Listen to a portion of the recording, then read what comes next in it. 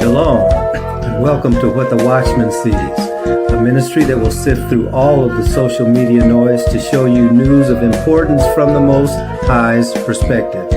As watchmen, we are here both to warn of dangers and give biblical answers for dwelling in the secret place of the Most High during these times of confusion. Tell your family and friends to like, share, and subscribe as we delve into what Yahweh has for us, the apple of His eye. Let's get to work. Shabbat Shalom, everyone. We're going to continue with our meditation on the Shabbat. We try to keep these to half an hour. I'm going to get right into the meditation. This time we continue to operate under 2 Timothy chapter 2:15 and 2 Timothy chapter 3:16. What we're going to be talking about is a review of a lesson that was originally published in 2020. I believe that lesson is relevant at this moment in time because of the trauma that some of us are feeling based on the recent elections. This is not a meditation on that, but what it is a meditation on what the Most High gave us as His people during a very tumultuous time point in 2020. And certainly we all remember the kind of angst that people were feeling with regard to the shutting down of the society. So whether you're in that group or not, I believe that the lessons that the Most High gave His people are still relevant. And as a matter of fact, that's why this lesson is called Once Again Rebuild, because while things appear to be falling apart and chaotic, the Most High has told His people, you are my people. I have expectations for you. And part of what I want you doing during this time of chaos is to meditate on what it looks like to rebuild. And so that's what we're going to be talking about.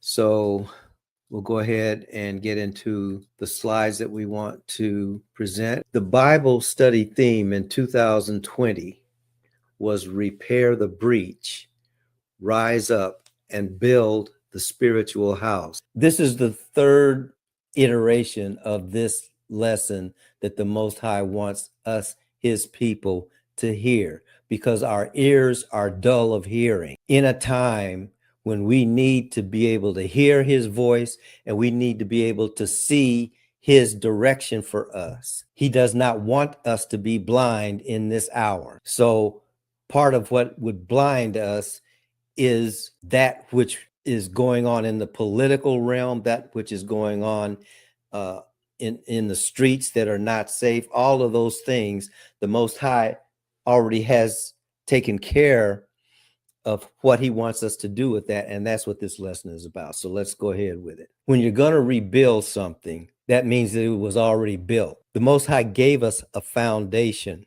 already, just like He did our ancestor. This particular lesson that was given the first time was a rehearsal of all those things. And I'm not going to go into much detail here, but the breach, see, when Jerusalem was destroyed by the Babylonians, and also when Jerusalem was destroyed by the Romans, in both cases, the destruction came because the people living on the inside of those gates had corrupted themselves. So they were destroyed because of their inward weakness. They were weak inwardly because the Most High said, don't have any other gods before me. And they said, we'll have whatever God we want.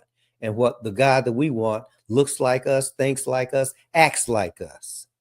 And we're going to serve that God. And the Most High said, okay, you do that. And that's how the Babylonians came and destroyed Judah. That's how the Romans came and destroyed Judea. And so that's what we're looking at. But before they destroyed those, the city called Jerusalem, there was a wall around the city. There was a wall of protection. Now, there's a Bible verse in Isaiah where the Most High is pleading with his people not to go the direction that they're going. And he said that he built a vineyard, he put a hedge around the vineyard so that the wild animals couldn't come in and destroy the vineyard. In other words, the vineyard was protected by that hedge. Well, that's what the wall's purpose is. It's to protect those who are inside. It's to protect that which is precious on the inside of that wall. Brothers and sisters, you are the precious ones. The Most High has put a wall around us.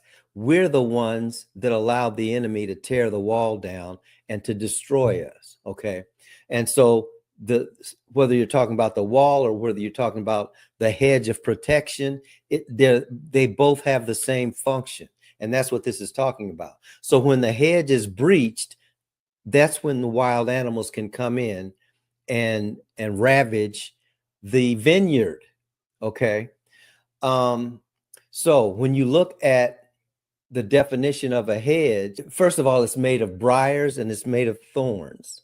Okay. So if you want to know what the purpose of the briars and thorns are, it's they're to protect the Most High's people. Okay. But it's also from a primitive root, to entwine or to shut in. And that's where the protection thing comes in.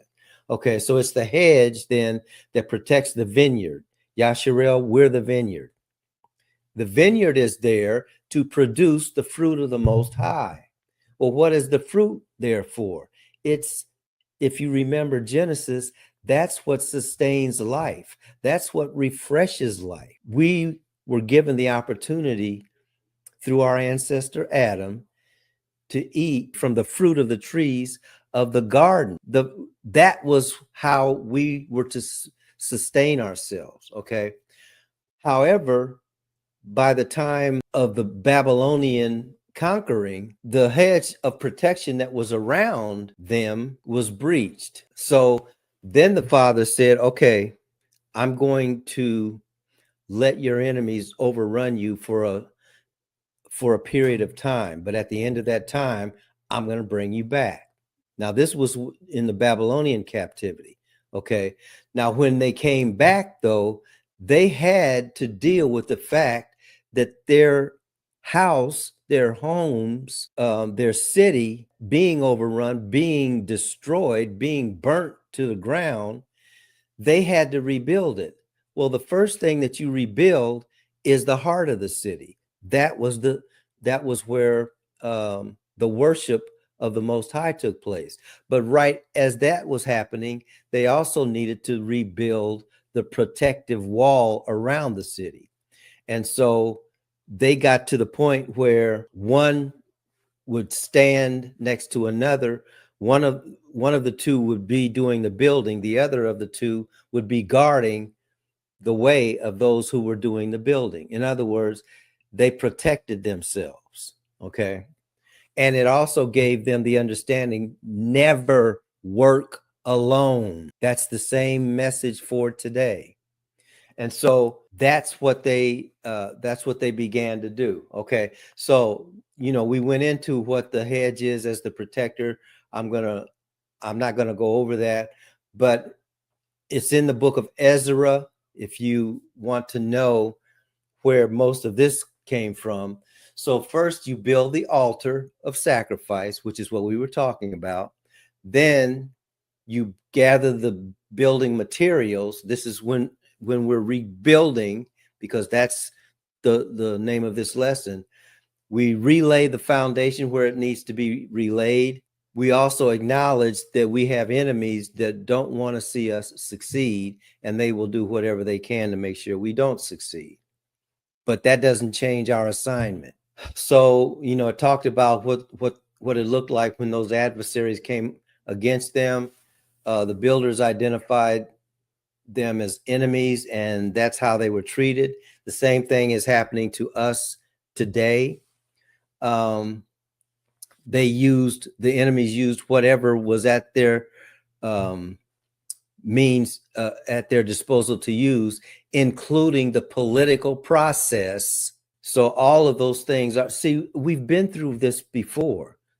We are in a cycle. And that's one of the things that the Most High wants us to understand too. This is not new, folks. It may be new for some of us, but some of us have been around long enough to see this cycle repeating itself. So then once the wall is completed, once the building is underway, then the people have to be reminded how to keep the kingdom intact this time.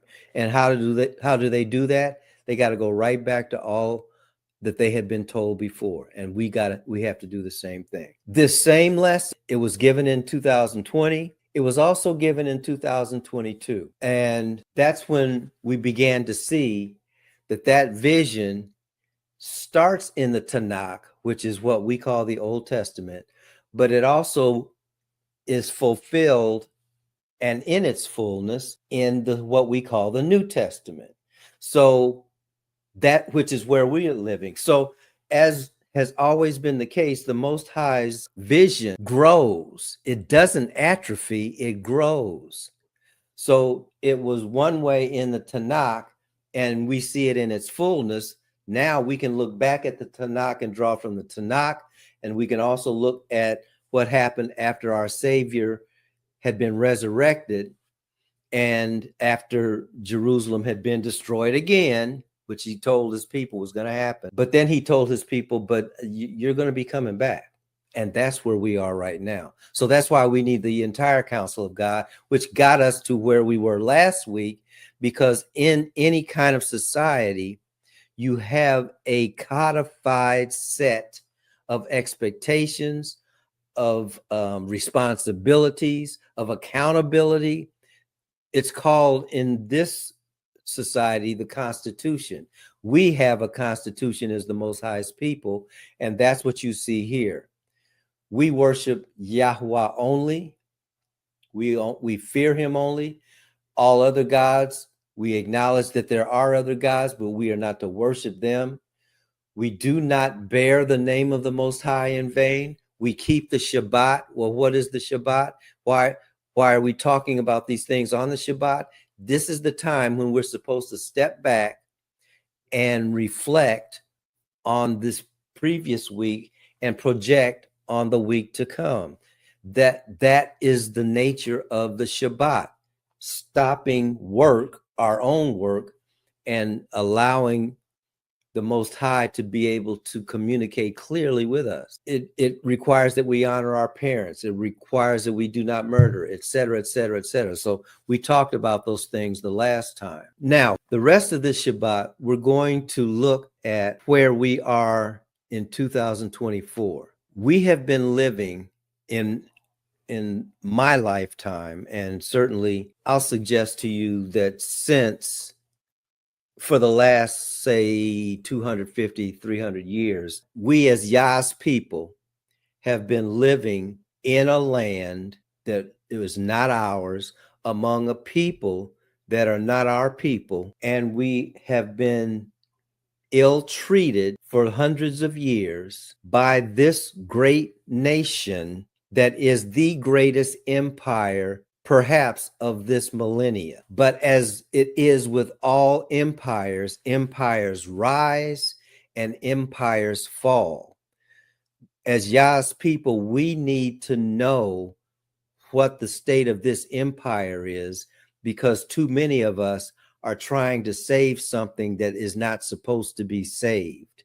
We're trying to insert ourselves into an empire that only has us here to be the bottom that they build their empire on, as it was with all other empires. So what these next few slides are showing is that there has been a pattern when it comes to empires, whether you're talking about the Sumerian Empire, the Babylonian Empire, the Egyptian Empire, the Assyrian Empire, the Persian, the Greek, the Roman, the English.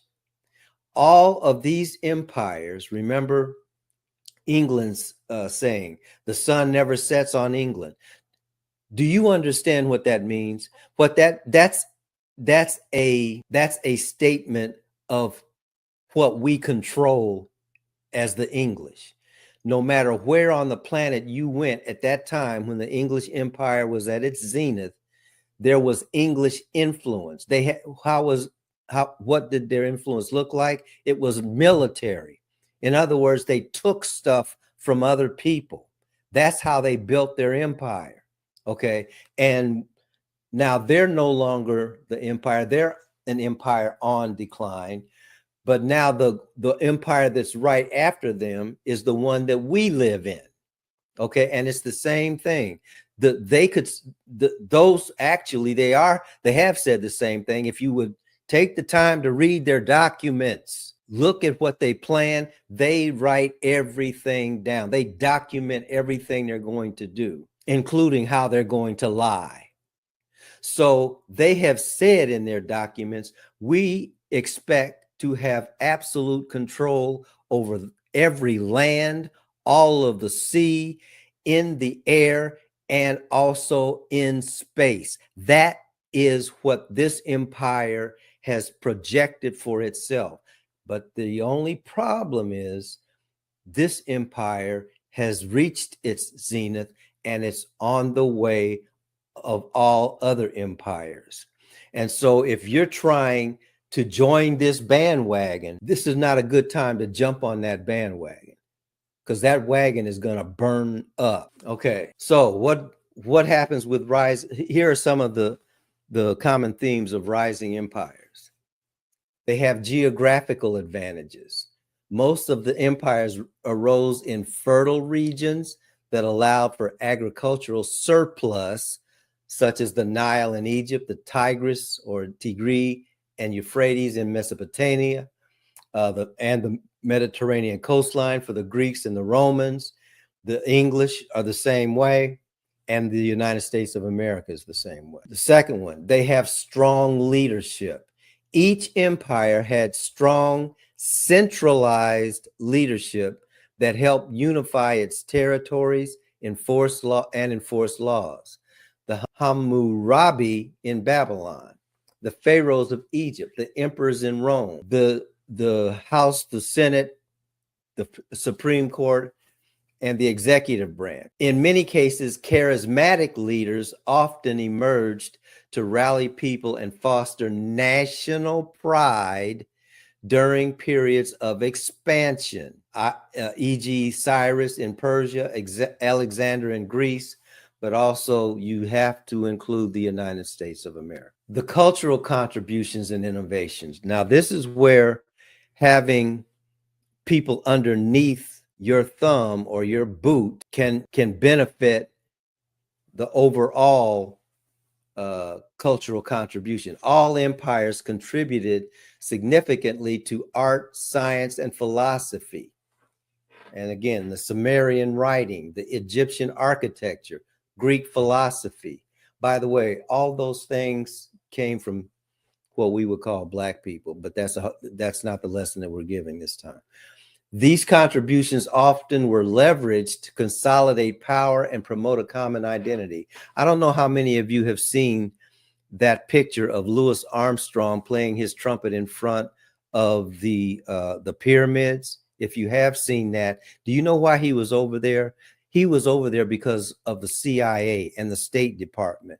They wanted those resources, so they used the cultural contributions that Black people made to this country for those purposes. Now, I mentioned Louis Armstrong because most people know him, but the way that most of those artists made their money, they didn't make their money in the United States.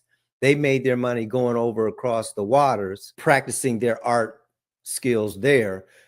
Certainly they were appreciated over there like they were never here, but also the reason why the government sent them was so that the government could exert control over those areas. So the cultural contributions were sort of a byproduct of the conquest of these nation states. Of course, military prowess and expansion. Military strength played a crucial role in all of these empires and how they were to expand and establish themselves. So effective military strategies and innovations, the phalanx in Greece and the Roman legions, for instance, enabled territorial conquest. The using of gunpowder rather than as a celebratory measure to kill more effectively, coming up with the nuclear weapons. So all of those things are needed if you're going to have an empire. And then conquest often resulted in the spread of culture, language, and governance. Why governance? Because if you're going to be in the English Empire, then you need to do things the English way. So that's why you can come over to, you can come over to Jamaica and they're more English than the English. You can go over to Kenya. Those people are still wearing powder wigs, which is patently absurd to someone who's not from those areas.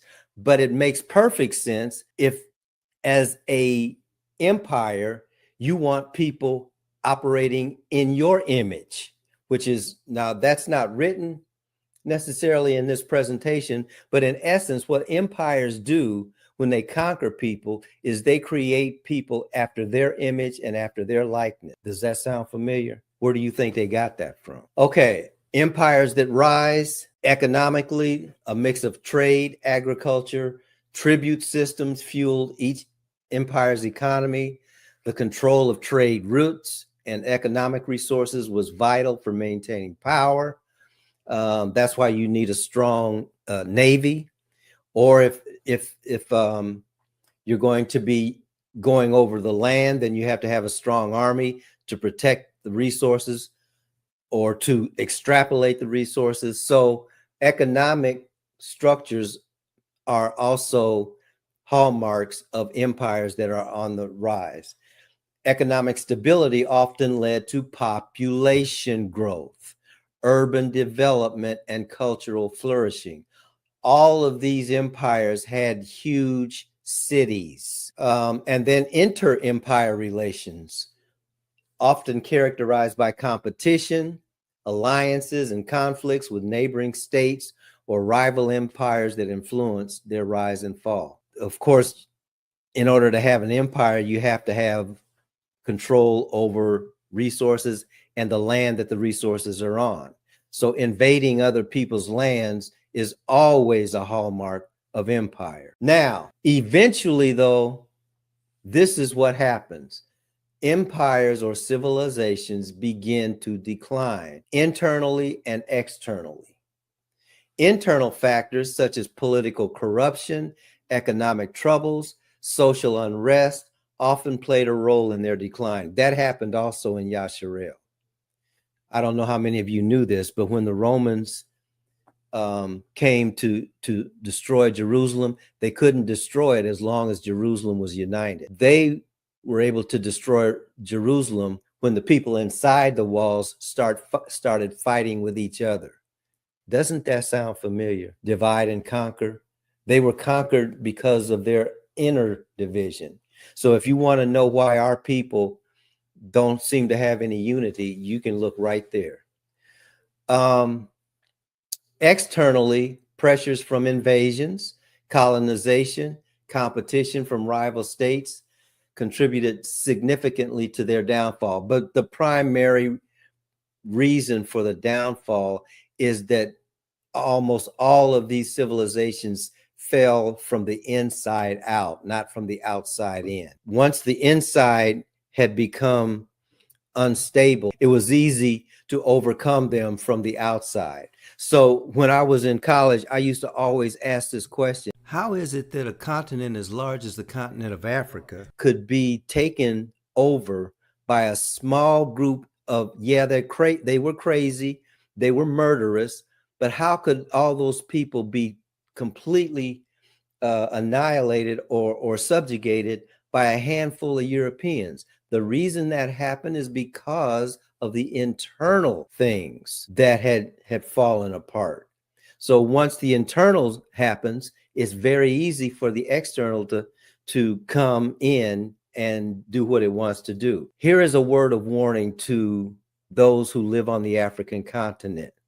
The same thing is about to happen to you again. The people who are going to do it know how weak you are by how you act toward one another. You can't even go from one country to another without having to have a visa in your own lands. That is wholly unacceptable for a people group to be able to take its place on the worldwide stage and be taken seriously. When you wear your oppressor's wigs, that's a reflection of your mind. Yeah, I said it. I have African blood, and I'm looking from the belly of this beast over here, and I'm telling y'all, they're coming for you. So all of those things, and the reason why let me finish that thought. The reason why they're coming for you is because they've already destroyed their own place. Their greed and avarice has eaten them up, so they're looking for others to exploit. They've destroyed their land. Now they want to take yours again. Why is that happening? It's because, by the way, y'all, when you talk about the growth of Christianity, you know where Christianity is growing most? It's in what they call the global South. It's South America. It's Africa and China, actually. So, but the Christianity that is there is the Christianity that was invented by the people who control this empire. Jesus looks like them. Jesus acts like them. Jesus is very forgiving to them. Jesus is a man with a sword to us. It's a them against us thing that they have exported to Africa. So you got black preachers in Africa who have a jet for the husband and a jet for the wife, while the people that are responsible for their salaries don't have running water. They don't have electricity, but the preacher's doing quite well. They're still worshiping idols. They're still working roots on each other. All of the things that the Most High told our people not to do. Many of our people are still on that continent, and they're the ones that are participating in these things too. They're being called to repentance just like we're being called to repentance. We have to get back to the book, because that's where the civilization is able to thrive. Finally, after their decline, many empires leave lasting legacies that influence subsequent civilizations. For instance, Roman law has shaped modern legal systems. All legal systems are designed to support those who are ruling the society. They're focused on exploiting people and situations so that they can make more money. And so, yes, they have the appropriate person heading this country. That person does represent, in no uncertain terms, who America really is. Yeah, I said that too. So these empires, despite their uniqueness, share fundamental patterns in their rise, how they rise, and how they fall. It's driven by geographical, economic, military, and cultural dynamics. Now, the one thing that you don't see here is spirit. These are the similarities, and this cycle is repeated civilization after civilization. Our civilization is one of them. It may be the greatest up to this point in time, but there will be others unless Yeshua comes and wipes the slate clean, completely clean. I'm not sure if that's going to happen. He is coming, okay? And he is going to establish his true king and righteous kingdom. And that's why he wants us as his people in a state of mind where we're ready to receive him when he comes and then rule with him while he's here. So there's a lot more to say about this. What we'll probably do is move the rest of this study to the group Bible study. And if you're interested in that, reach out to me, and I'll let you know when I'll put the rest of this study up. But for now, Father, bless you and keep you. Father, make his face to shine upon you and be gracious to you. Father, lift up his countenance